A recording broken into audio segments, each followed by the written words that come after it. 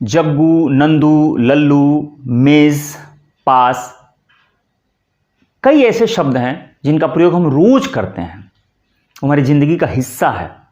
लेकिन क्या कभी सोचा कि इसका अर्थ क्या होता है? याद रखिएगा, मैंने मेज नहीं कहा है, मेज। मेज जो फारसी भाषा का शब्द है जो हम लोग हिंदी में प्रयोग करते हैं। अभी देखिएगा कैसे प्रयोग होगा। जग्गू, नंदू, लल्लू, तो सब प्रयोग होता ही होता है। क्या कभी सोचा कि इसका अर्थ क्या होता है? नहीं। अगर नहीं सोचा तो आज तो कम से कम सोच ही लेंगे होंगे। आइए छोटे से वीडियो में मुश्किल से 7-8 ऐसे शब्द होंगे जिनके अर्थ के बारे में चर्चा किया जाएगा कि वो उसके अर्थ होते क्या हैं, और बड़े ही शानदार खूबसूरत इसके अर्थ हैं। जिन लोगों ने भी अपने बच्चों का नाम नंदू, लल्लू रखा होगा वो एकदम अभी देखिएगा सरप्राइज आप होंगे अगर आप नहीं जानते होंगे तो। आइए चलते हैं, ऐसे 7-8 ऐसे शब्द मैं आप लोगों के लिए लेके आया हूँ। सबसे पहले जग्गू पे चर्चा कर लिया जाए कि जग्गू एक शब्द है। जग्गू ये संस्कृत का शब्द है, संस्कृत का शब्द है जग्गू। और जग्गू एक तद्भव है, टूटा हुआ शब्द है। इसका शुद्ध रूप जो होता है यज्ञु होता है, यज्ञु, यज्ञु, ये शुद्ध रूप से यज्ञु। लेकिन यज्ञु जो है टूटते टूटते तद्भव के रूप में हो गया जग्गू। अब इसका शाब्दिक अर्थ होता है यज्ञ से उत्पन्न हुआ, यज्ञ से उत्पन्न हुआ। यानी कि सामान्य भाषा में अगर जो लोग अपने बच्चे का नाम जग्गू रखते हैं उसका शाब्दिक अर्थ सिर्फ इतना ही होता है कि बड़े ही मान मनोवल से, बहुत ही तप तपस्या के बाद अगर जो लड़का पैदा होता है उसे नाम दिया जाता है जग्गू। ठीक है, शाब्दिक अर्थ और मूल शब्द मैंने बता दिया। ये यज्ञु है, यज्ञु से टूट के बना जग्गू। तो जग्गू का बड़ा ही प्यारा सा अर्थ होता है। और अर्थ क्या कि जो बड़े ही मान मनोवल मिन्नतों के बाद अगर जो लड़का पैदा होता है उसे हम लोग कहते हैं यज्ञु, यानी कि जग्गू, मतलब यज्ञ से उत्पन्न होने वाला। एक और नाम हम लोग रखते हैं नंदू। समाज में बहुत सारे बच्चों का नाम है नंदू। अब नंदू का मतलब क्या होता है देखिएगा। अब इसमें उ प्रत्यय लगा हुआ है, इसमें उ प्रत्यय लगा है। मूल शब्द है नंद, मूल शब्द है नंद। अब नंद का मतलब होता है हर्ष, खुशी, उत्साह। नंद का ये मतलब होता है। नंद का मतलब बेटा भी होता है, ठीक, श्रेष्ठ होता है, महान होता है। लेकिन नंदू शब्द जब हम किसी लड़के का नाम नंदू रखते हैं तो नंदू, नंद का मतलब खुशी, हर्ष, उत्साह होता है। अब वो प्रत्यय जब लगाते हैं तो यह विशेषण में बदल जाता है, और विशेषण का मतलब हम उसको कह रहे होते हैं। यानी कि जो नंद खुशी और उ लगा देने से वह खुश हो जाएगा। जो लड़का सदैव खुश हो, जो लड़का सदैव खुश रहता हो उसे नंदू कहा जाता है, नंदू कहा जाता है। जो हमेशा हंसता रहे, मुस्कुराता रहे, सदैव खुश रहे उसे कहा जाता है नंदू। नंद से बना है नंदू। नंद का मतलब खुशी या उत्साह। ठीक है, बात समझ में आ गई। चलिए अब एक और इसी से जुड़ा हुआ शब्द है नंदिनी। तो नंदिनी तो आप ऐसे भी समझ सकते हैं। नंदिनी का सीधा सा मतलब यहाँ पे क्या है कि जो हमेशा खुश रहती हो। अब नंदिनी का मतलब देखिएगा, नंदिनी का अर्थ बेटी भी होता है। नंदिनी का अर्थ कई जगह देखिएगा तो वो पत्नी के रूप में भी आया हुआ है। उसके अलग अलग अर्थ और पर्यायवाची होंगे, लेकिन नंदिनी शब्द जब हम लिखते हैं तो उसके शाब्दिक अर्थ की जब बात करते हैं तो सीधा सा मतलब होता है खुश रहने वाली। ठीक है, अगला शब्द देखिए। अगला शब्द क्या है? अगला शब्द है ललना। बहुत सारे लोग ललना अपने बेटे को कहते हैं, हमार ललना, हमार ललना, ललना करके ललना बेटे को कहा। लेकिन नहीं, ललना शब्द जो होता है वह स्त्री को कहा जाता है। सुंदर युवती या सुंदर स्त्री को कहा जाता है ललना। जो लालन करने का ढंग जानती हो उसे ललना कहा जाता है। बात समझ में आ गई? तो ललना का मतलब स्त्री होता है। आप कहीं भी देख लीजिएगा, कोई भी, आप ये कहिएगा कहाँ से साक्ष्य दे रहे हैं, तो मैं आपसे कह रहा हूं कि कोई भी हिंदी की किताब उठा के देख लीजिएगा, जहां मर्जी वहां सर्च करिएगा, हर जगह ललना लिखा होगा। ललना स्त्री की पर्यायवाची है। अब एक और शब्द है मेहर। मेहर। अब ये मेहर शब्द मैं क्यों आपसे बता रहा हूं, यह फारसी भाषा का शब्द है, यह फारसी भाषा का शब्द है।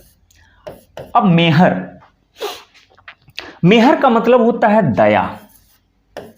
मेहर का मतलब दया होता है या कृपा होता है। ठीक है, अब इसके साथ लगा दीजिए प्रत्यय बान। अब इसके साथ प्रत्यय क्या लगा दीजिए, बान। बान का मतलब होता है करने वाला, रखने वाला, देखने वाला।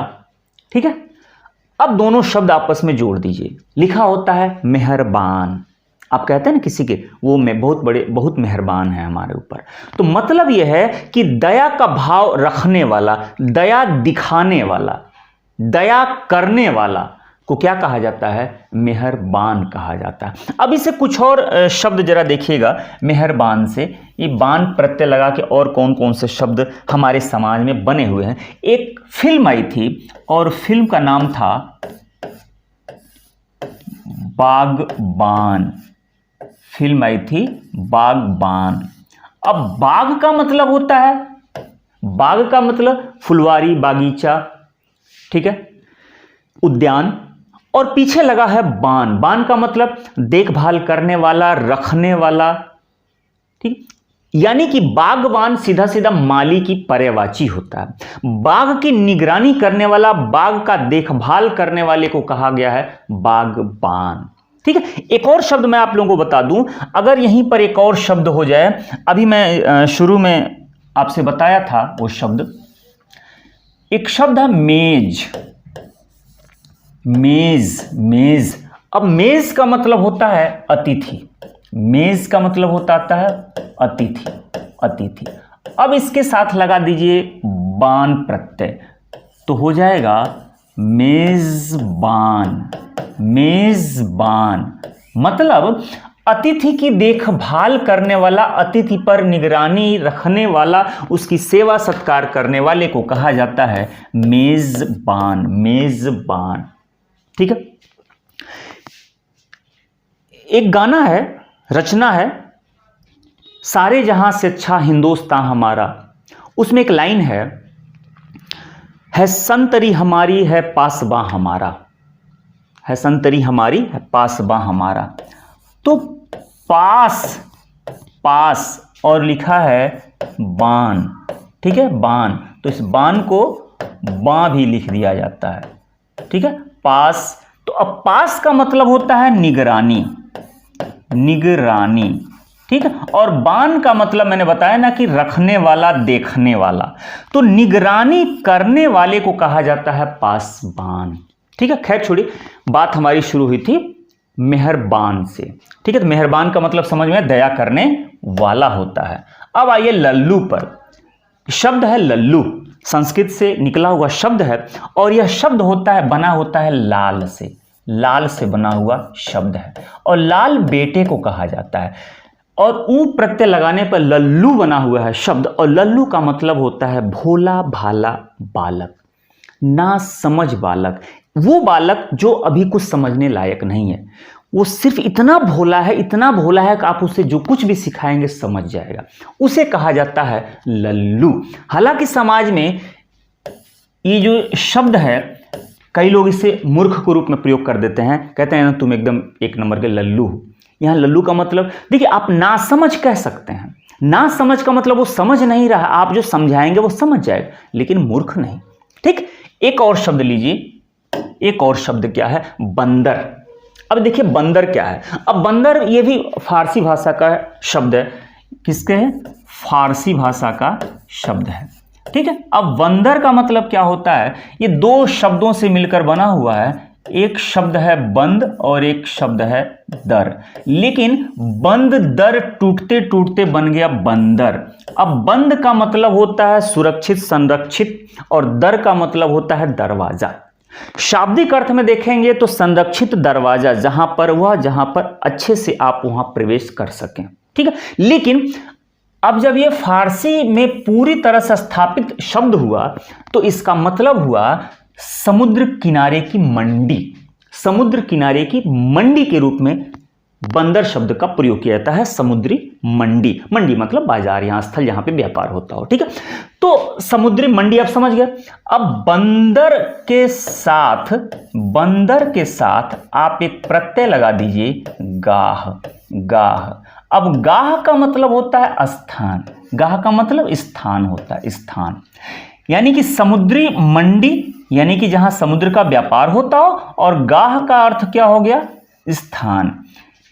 बंदरगाह यानी कि वो स्थान जहां से समुद्री व्यापार होता हो उसे कहा जाता है बंदरगाह कहा जाता है। बात समझ में आ गई ना। एक समुद्र महाराष्ट्र में मुंबई में एक जगह है बोरी बंदर, आज भी देखिएगा, याद कीजिएगा, बोरी बंदर आज भी एक जगह है, ठीक है। और इसका नामकरण सिर्फ इसीलिए पड़ा कि वहां पर बोरियों का व्यापार हुआ करता था किसी जमाने में, और हो गया बोरी बंदर, ठीक है। आज भी वो नाम फेमस है, बोरी बंदर। चलिए आखिरी शब्द है अधुना। अधुना, अधुना का मतलब क्या होता है? अधुना का मतलब होता है अभी।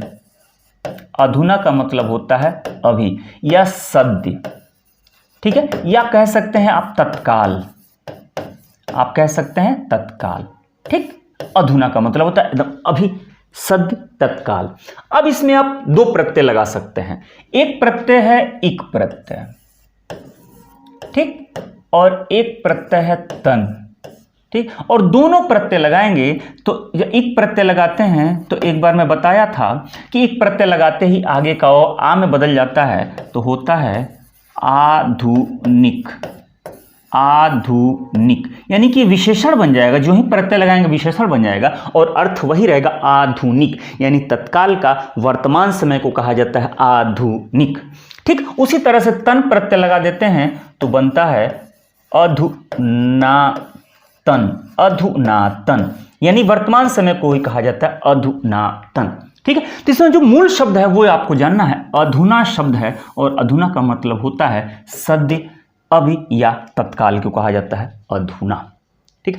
ये कुछ ऐसे शब्द रहे जिनके बारे में हम लोग कहीं न कहीं सुनते रहते हैं, बोलते रहते हैं, लेकिन जानते नहीं हैं, ठीक है। उम्मीद करता हूं कि यहाँ पे से बहुत सारे लोग जान रहे होंगे इस शब्द को, लेकिन जो नहीं जानते हैं, मेरी छोटी सी कोशिश से अगर आप इन शब्दों के अर्थ को जान गए तो समझिए कि मेरा वीडियो बनाना सार्थक हो गया।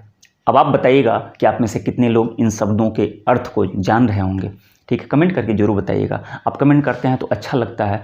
अच्छा ये लगता है कि मेरी कोशिश जिस मकसद से ये है वीडियो, वैसे अगर यूट्यूब पे वीडियो बनाना ही है, पैसा कमाना ही है, तो वीडियो तो किसी भी चीज़ का बन सकता है, लेकिन अगर सार्थक, जिससे एक मैसेज, एक संदेश जाए, जिससे आप कुछ तो सुधार हो सके। सुधार का मतलब मैं ये नहीं कह रहा हूं कि मैं सुधार रहा हूं, लेकिन मेरी छोटी सी कोशिश से कुछ नया ज्ञान अगर मिल सकता है तो मेरे लिए वही सार्थकता है, ठीक है।